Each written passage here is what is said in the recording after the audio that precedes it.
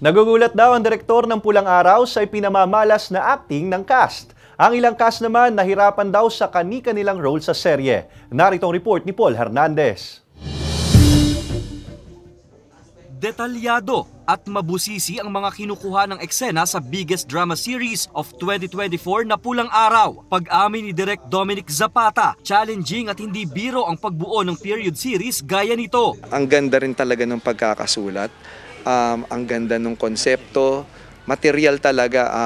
I would be the first to say na ang script namin ay Biblia. That's how we treat it.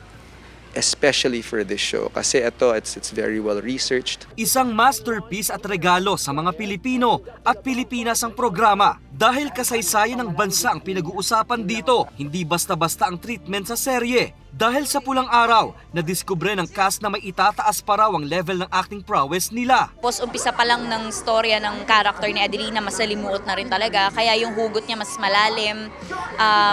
So the way siya mag-address ng mga problema, mas mature. Mas lumakas yung loob ko na nakausap ko yung mga comfort women natin na nung sinabi nila na gusto ka na namin mapanood, doon ako nagkaroon ng lakas ng loob na, sige, para sa inyo tong gagawin ko. Si David nga matinding effort ang ibinuhos para maaral ang lengguwahe ng mga Hapones.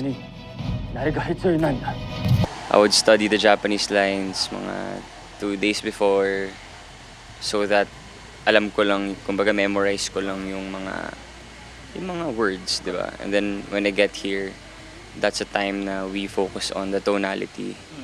So yeah, it's pretty challenging. But Revelasyon ng direktor, nagugulat siya sa ipinamamalas na dekalibreng aktingan ng kanyang mga artista. Pag panoorin mo, magmumukha talaga nagtatagisan ng galing. But really, it's more about them being so passionate about the project, understanding yung importance ng project na ito. Not for themselves, but really for what it could do in terms of educating. Tuloy-tuloy pa ang pagrolyo ng kamera ng Pulang Araw na karamihan sa mga eksenang kinunan ay sa Quezon at Batangas. Namamayagpag gabi-gabi ang serye sa GMA Prime. Kasama si Kel Ravaca, Paul Hernandez.